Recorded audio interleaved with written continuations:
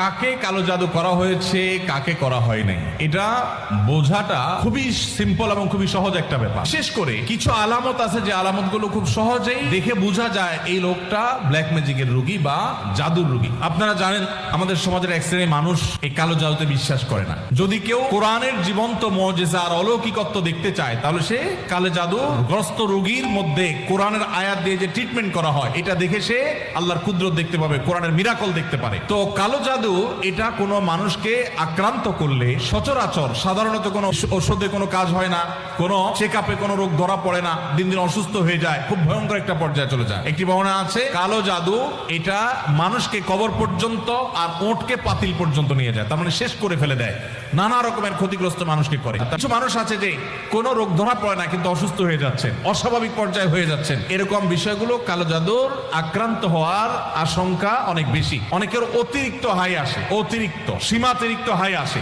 একটা লিমিটেশন আছে যে এই পর্যন্ত হাই তোলা এটা স্বাভাবিক, কিন্তু যখন অস্বাভাবিক পর্যায়ে পর্যন্ত চলে যাবে তখন সেটা কোনো কোনো ক্ষেত্রে ব্ল্যাক ম্যাজিকের রোগী হওয়ার আলামত থাকে।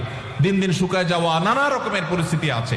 সবচেয়ে বড় পরীক্ষা করার উপায় হলো সূরা বাকারা সহ বিভিন্ন রুকিয়ার অ্যাপ চালু করে দিলে, ভিডিও চালু করে দিলে, তেলাওয়াত চালু করে দিলে যদি এটা শোনার পরে অস্থির হয়, পেরেশান হয়, তাহলে এই লোকটার মধ্যে কালো জাদুর আশঙ্কা অনেক জোরালো, যে সে সহ্য করতে পারে না তেলাওয়াত, তেলাওয়াত বন্ধ করতে বলে, আজান সহ্য করতে পারে না। এরকম বিষয়গুলো সাধারণত ব্ল্যাক ম্যাজিক কাউকে করা হয়েছে তার একটা আলামত হয়। সবচেয়ে ভালো হয় ভালো কোনো রাকির কাছে গেলে তারা এটাকে অ্যাসেসমেন্ট করতে পারে বিভিন্নভাবে এবং ধরা পড়ে।